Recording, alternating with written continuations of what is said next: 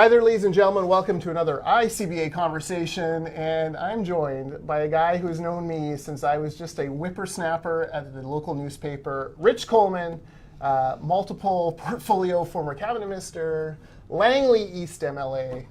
Thanks for being here. Well, thank you. Good to be here. You're still a whippersnapper, by the way. Well, exactly. And Rich, you and I actually remember our first real conversation. I was a newspaper reporter at the Langley Advance. And it was like 1997 or 96. You were the opposition MLA for Fort Langley Aldergrove. And you called me up one day and you're like, Jordan, transit in Langley is terrible. I want you to come on a bus ride with me. Oh, okay. So I go out, and you and I think started in Aldergrove. We did start in Aldergrove. We were trying to take the bus from Aldergrove to the Walnut Grove pool. Yeah. Would have been a 20-minute drive. Yeah. You and I spent 4.5 hours together that day. That's correct, because you had to take the bus to Langley City. Yep. And then you couldn't get a connection to Walnut Grove directly, so you bounced around. Actually, at one point, I think we actually had to go to Surrey and come back. Yeah. And that's why I've always believed that SkyTrain would be very important someday for all of the Langleys, and I still do. Right? Well, exactly. So you and I spent 4.5 hours. The story was essentially written the first 20 minutes, except for the times. Then we just talked about stuff, family. You turned out you were a Catholic, and we forgave you for that, and it was all good. Okay. I'm glad you forgave me. And now here we are, 21 years later. You're sitting in my office here at the mighty ICBA. Yeah, no kidding. Pretty nice setup, actually. Yeah, not bad. So let's talk about a few different issues, and then I want to talk to you about municipal candidates. But first of all, life in opposition. Obviously, BC Liberals, you were a member of the opposition from 96 to 2001. Quite an effective opposition. Under Gordon Campbell, you had yourself, Christy Clark, Kevin Falcon, all you young whippersnappers holding Glenn Clark's government to account. Become cabinet minister for 16 years. Yeah. Now you're back on the opposition benches. Yeah. What has that been like? Well, it's different, and it was obviously way different for me because I ended up being the interim leader of the opposition when Christy left, and at that stage we had nobody really in our caucus except for myself, Mike DeYoung, and Linda Reid, who had ever experienced opposition. And we had no staff, we had no offices organized, the legislature. We had to start from square one on basically the end of July last year to get ready for a session. So it was different from that perspective, and then letting people understand that they can actually ask tough questions, they can pursue stories, that they should pursue research in their writing, because opposition, and across BC, because opposition really is about collecting information and holding a government to account. Right. It's a transition for people that haven't been there or new, because this is not really what they thought they were coming into. So it's an education process. And I think they did really well in the last session, the first session in the fall, and then got better this spring. And obviously the first job of the opposition is to show basically the weaknesses of a government, but to also build the credibility so somebody can see them as a government and waiting to actually elect them the next time around to be the government. Right. So is it akin to the Vancouver Canucks rebuilding here? Oh, I think it's tougher. I think it's tougher for the Canucks. I think it's tougher in hockey because you're building a business plan on people that you actually draft when they're 18 years old, and you're trying to build a multi-million-dollar business on the basis of whether they can, reach the talent level, do the nutrition, have the drive, coalesce as a team, and build a future. I do like what's going on with the Canucks right now. I think we got a lot of talent, and I think it's a good future. We've got a really good group of talent in the caucus who are really starting to hit their stride, and I think through the fall session you'll see that they've just gotten better and better and better. Yeah. Well, let's talk about the fall session coming up. You're here on your way back from Whistler from the Union of BC Municipalities. I thought Andrew Wilkinson gave a strong speech yesterday, hitting on some subjects that, frankly, the party probably would rather not have to talk about. ICBC, for example, I found his comments there very interesting. And, as someone who's opposed to government monopolies, very hopeful for me. But I thought the big issue coming out of UBCM was speculation tax. And this is a tax that the NDP government claims will address speculation, but really it's just a tax on British Columbians and Canadians who have a second home. Well, it really is, and you have to think about what that is. So how many people do you know whose grandparents bought a cabin somewhere or a second home somewhere in BC so they could take their families there on affordable vacation, because that was really the most economical way to have the family together versus having international travel? Then that comes down to the next generation, gets inherited, and continues a tradition of the family. And then all of a sudden somebody comes and says, well, that's a luxury, and that you're speculating because it's gone up in value over a 10 or 20 year period. This is not about a speculation tax. This is an inheritance tax. This is taxing the future of my children and my grandchildren on the basis of where parents started to give them foundations so they could build a better life for the next generation, and so on and so forth. And I believe the NDP don't believe people should be allowed to build success. And all the speculation taxes dig into the pockets of British Columbians and people who want to plan for the future. So for instance, I grew up in the Okanagan Valley.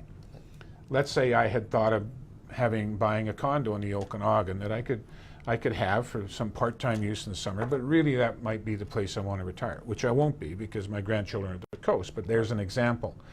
Today, if that was in Kelowna or West Kelowna, I would be taxed because I planned for my retirement and the next home I would have when I sold from one to the other. And we're a free country. You know, we're not borders like Alberta, Saskatchewan, Manitoba. There's lots of farmers that have actually retired in BC from Saskatchewan over the years and bought a home here. Some of them bought the home well in advance, planning for their future. Well, today we would call that a speculation tax. So it's just nonsensical to me. It's really about sticking your finger into the pocket of people that have worked hard all their lives to take away their planning for their future and basically attacking the inheritance that they might want to leave for their children. Yeah.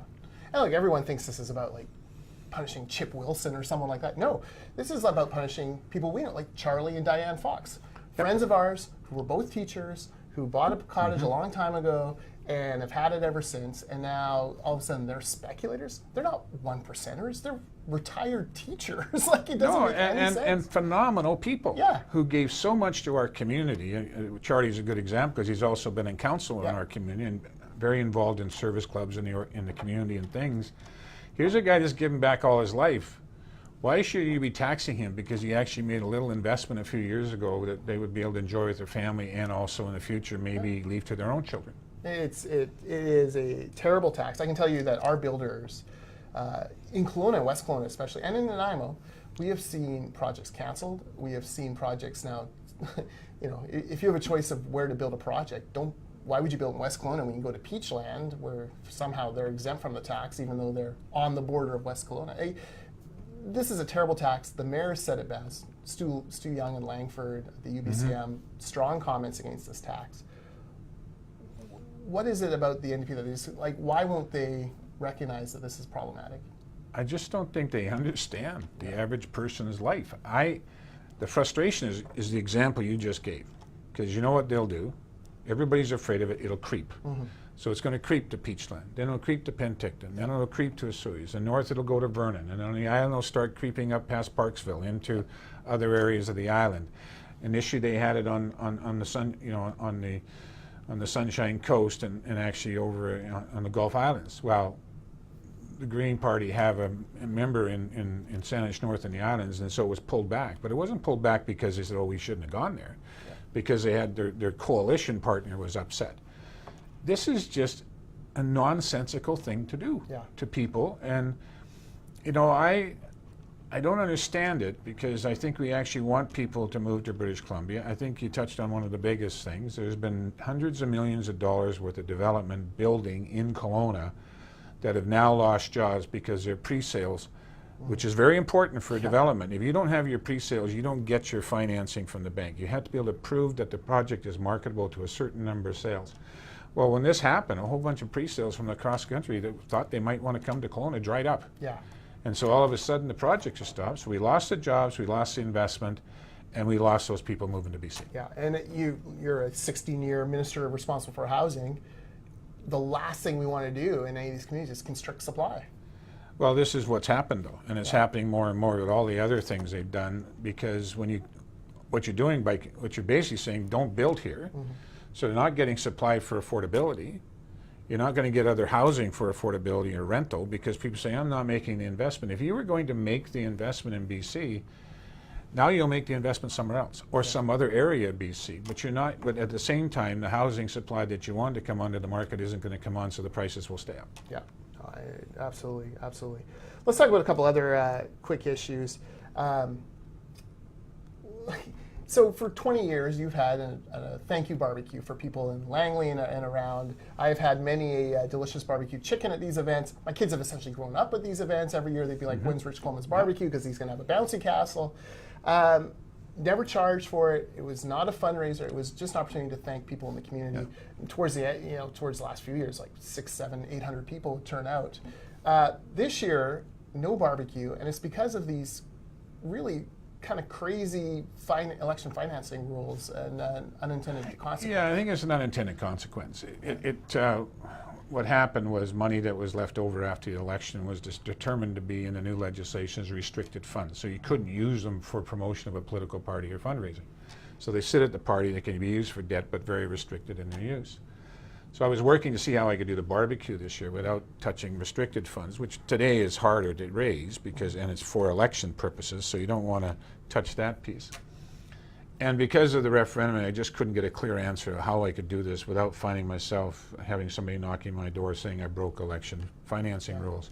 So I decided not to do it this year. The barbecue had an 8,000 strong mail list that we would send out a postcard to every year. That's households, it's not individuals. It's been built up over many, many years as a relationship to my community and others, because we thank anybody that we ever touched over the last 20 years. So it would have been the 23rd annual. Yep. So we decided to do a wrap on it and say thank you to everybody, and we're going to find another free event for family. And I always believed, because I came from a nonprofit, service club background, that you needed to thank your volunteers and the people that give back to communities. Don't necessarily have the ability to write a check to donate, but they give the donation of their time, which is sometimes even more valuable. So I always thought we should be able to have a free event for those folks, and that's why it built over the years. And we'll find a way once we get a decision from Elections BC how we can do it. But it did become pretty much of an annual get-together. People reconnected. They missed last year. They come the second year over. They'd connect with where the kids are, the grandkids. You watch kids grow up from very young now into successful young adults over that 20-some years. Great event.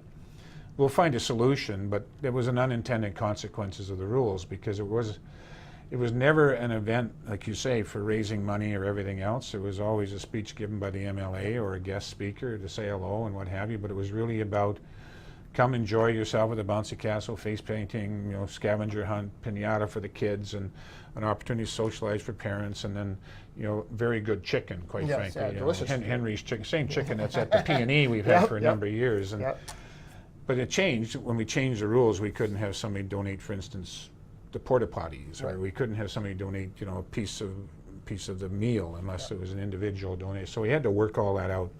We just didn't have time after the rules came into place to be able to do it properly. It's unfortunate, because it's a significant event. In fact, the very first place I ever live streamed a webcast pre-Facebook was from that barbecue. That's true. I remember that. Great, because everyone in Langley who was anyone was there. So we would just grab people, and Sam Kirk and I would interview them. But I think you had some technical glitches too, right? Well, if I recall. I mean, it was pretty the new. Wild West days of the internet. I mean, who knew what could happen?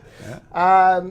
We talked a little bit about the fall. Let's talk a little bit about municipalities. We talked about our friend Charlie Fox, who's not running for re-election. He's wisely retired. I've retired from politics. Charlie Fox is retired from politics. What is wrong with you, Rich Coleman? You're not the only person to ask that question. What are you thinking? I think Michelle asked that question most. Yes, absolutely. But no, seriously though, I mean, obviously there was a very public, you kicked the tires on running in Surrey for mayor. In the end, I think you made the right decision for your family and for, we're Langley guys. I mean, what do I really care about Surrey? I'm a Langley guy. I don't know. I love Surrey, but I just trying to muster up the passion to lead a community that you don't actually have deep roots in.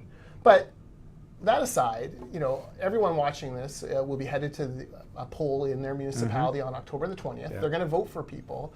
We've seen good mayors, we've seen bad mayors, we've seen ugly mayors, not to name names, Rick Green. But what will you go into the polling booth and thinking about, who should folks be looking at voting for? Not names, but what are the qualities that make a good mayor or a good council? You know what I think it is? I honestly have always believed this. So when I first started to vote way back when, long before I ever even got a notion to be involved in politics, even when I was in the RCMP back in the 1970s, I always looked to see what their community involvement was. Yeah. So in that day, in Brooks, there were some very dynamic service clubs, Kinsman, Rotary, Lions. There were fraternal organizations that did a lot of things in the community for the parks and things. And I always felt the measure of a person was, if you want to be on council or in public life at that level, what else did you do? Yeah. You know, or have you just decided to come in on a single issue for an argument's purposes, or you're really there for the community? And I always start with saying, what was their community service? Like, what organizations have they been part of, you know? And that can be whether it be church, whether it be PACs, nonprofit, whether it be a school PAC in PACs. a school district, whatever. Have you a pattern of giving back, and therefore I think you'll come up with more balanced decisions because you'll understand the community better. I agree completely with that. This cycle, I'm also looking for people who have been in business. Because I think one of the flaws of the NDP caucus is you have a bunch of people who have never run their own business. In fact, I'm not sure there is a single small business owner in cabinet today. But I'm looking for people who, like, you know, have created the jobs. Like, small businesses pay basically 2 to 6 times the taxes of a resident. They subsidize residences. You need a strong small business community. You need good jobs close to home, to quote another friend of ours. Yes, that's right. But that was a good slogan. that was a good slogan, yeah. If I ever run for anything, I'm going to bring back good jobs close to home. Yeah. And if I ever run for everything, you have an intervention and stop me, for the love of Pete. But, you know, I'm looking for, you're right, that the balance of that community thing, but I'm also going to look for people who have signed the front of a paycheck, not just the back. Yeah, and that's part of it. And because a lot of aspects that come before local government are decisions that are made on taxation and other things that affect for that small business to really be successful. Yeah. And people don't often get this, but if it's a little, you know, muffin shop in the mall that sells coffee and muffins and maybe pastries, and you raise your property taxes too high in your township or your city, everybody thinks, well, it's only so much per household. Yeah. But they forget that there's a triple net lease down the street where somebody's trying to meet a payroll, now has a payroll tax to face if they have a certain amount of payroll levels, who now, when you raise the taxes on the commercial base, which are the non-voters, so they usually get hit higher, goes right into that little coffee shop owner, the hairdresser, right? Every one of those people, because the landlord has them in a lease where they pay a certain square footage for their rent, but every other cost, whether it be cost for services or cost for municipal taxes, flows right directly within the lease to that small business owner by a percentage of the square footage they have in any particular commercial building. And so you need to understand what your decisions are and how they affect people downstream. And you have to remember, if that small business person has probably brought someone in to teach them how to do the job, and that may be an entry-level job for them that allows them to move forward to something else, or it could be it helps pay for their education to do something else in your community. So you have to understand the risk and challenge of those folks. And if you're running and you don't have that experience, then you should go sit down with your small business community and get an understanding for it. Because that's the thing that really seems to flow away from everybody. Business is tough. Yeah. When I left the RCMP, I started a small business, and within a year I was dealing with the 21% interest rates that we had in the 1980s, and you know, we're meeting a payroll every 2 weeks, and at that time the employees were up around 250 to 300 employees, so you're catching your receivables, being able to meet your payroll, and even the littlest of tax could affect your ability to maybe survive or not survive that thing. So I learned an awful lot about how to be very frugal with how we ran the company. But you know, those things have an effect. Yeah. And they have an effect not just on that, but it's also an effect that's emotional. So let's say you're a business that has 10, 15 employees, you've worked really hard to build it, and you have gross revenues and you have a payroll. And I know of one business particularly where, you know, they worked hard, they've got some profit, they've reinvested it, built more jobs. Next year there'll be no reinvestment because the payroll tax for them is $38,000, and it comes directly off their bottom line. Yeah. Which means I can't hire that extra 2 people or spend more on training or whatever, or increase my benefits package because, quite frankly, you just took it out of my pocket. Yeah, you're exactly right. We know companies that share profits with employees, and they've already signaled that next year likely there will not be a profit to share because we are, so close to the Or line. they're rethinking their bonus programs for the same reason, because they want to share the benefits and the success of the company, but when somebody takes it away, it has to come from somewhere. Exactly. I want to ask you about one last question, one last topic, and I know it's a very personal one for you. On September 11th, which was Tuesday, we we remembered the 17th anniversary of the 9/11 attacks. You were Solicitor General of British Columbia on September 11th, 2001. You also have a son who served in the Canadian Forces after 9/11. And I know that you were at a ceremony on Tuesday, I think at the Peace Arch. Correct? That's right. Right. So maybe walk me through about the ceremony and then tell me about the day, because I don't think we should ever forget this day, even if it has been 17 years. No, and I will. I'll tell you about the day to begin with. Yeah. This is pre-Facebook, pre-Twitter, pre-text, actually. I carried a pager. And it's around 7 o'clock in the morning. I'm in bed in Victoria, and I get a page from Kevin Begg, who is the Director of Police Services. And I phone him right away, because it's unusual for him to page me at that time of day. And he says, 2 things you need to do. Turn on the TV, and you have to declare a state of an emergency. So first of all, I was a pretty new minister. I'd only been in the job for about 6-8 weeks, so I didn't quite ask him at that point. I turned on the TV and saw the second plane hit the tower. Yeah.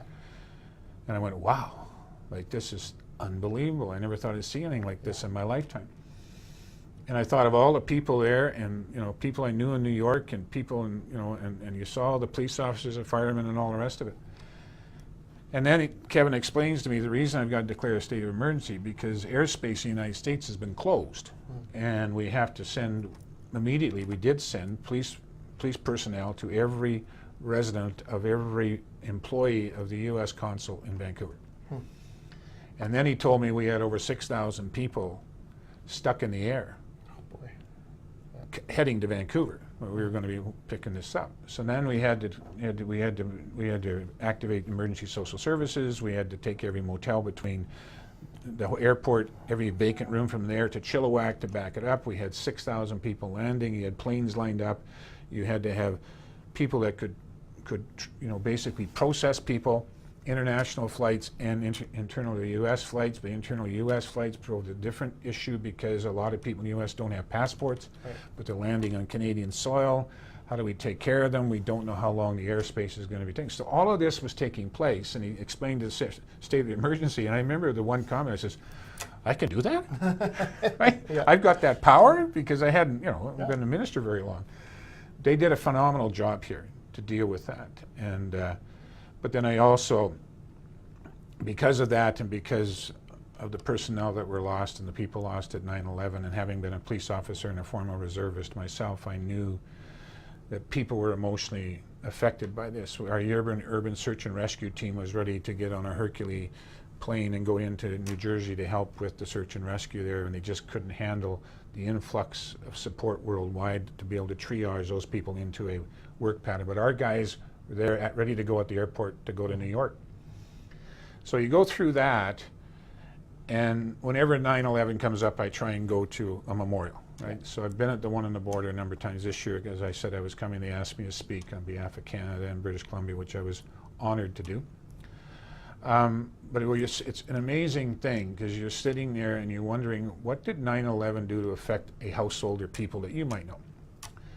So one thing that's happened in the U.S. after 9/11, there's been a continuous number of people every year who were there in that dust and in those carcinogens and all those things that came out of the towers for weeks on end, who are today having cancer problem, mesothelioma, who are having other health issues, and a lot of them are related back to 17 years ago that are manifesting themselves. And you feel really sorry for those guys. And there were 5 guys from New York at this event, so I got to talk to them about that. But the other thing is when you're sitting there and you're part of an event, you've spoken, and you're sitting there, and it sort of clicks in your mind. My son was a reservist back, at that time in the Canadian Military Reserves. The impact of 9/11, my own family, is my son decided that he wanted to serve his country and do a term in Afghanistan. So people, these are volunteers. It wasn't like they were drafted or anything, would go over and stand up for Canadian freedoms. And I'm very proud of them, but I also know the stress that brought into a household and family to be, and I'm thinking not just my household, but how many others. Yeah. And so when I look at this thing, I think it was a terrible, terrible thing that happened. And we should never forget that, because the human factor downstream is unbelievable. At the same time, though, you just admire the people who are first responders. I mean, we like to be critical of police. We like to be critical of first responders. People haven't moved fast enough in our society until we need them. Yeah.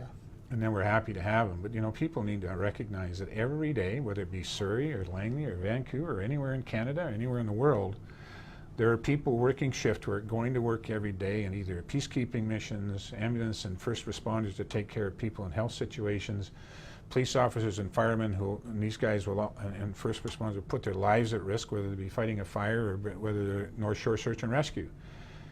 And they're actually what the fabric of our community is all about. And we should spend more time thanking them than criticizing them, because I think that they are people that have an incredible love of community, who are there for all of us. And we should never forget 9/11, because we should never want it to be repeated. Yeah, and I know for you, one of your, you've had many accomplishments in public life, but one I know that sticks with you is getting the firefighter memorial built on the grounds of the legislature. Yeah, the first one was the police memorial, and then the firefighter, and now the first responders. And obviously I didn't get them all done, different ministers did, but I think it led to us getting to where we actually, with quality and love, for lack of a better description, put memorials in a place where it belongs, so people visiting our legislature on the back lawns can walk by and see and be reminded of the service of these people. Absolutely.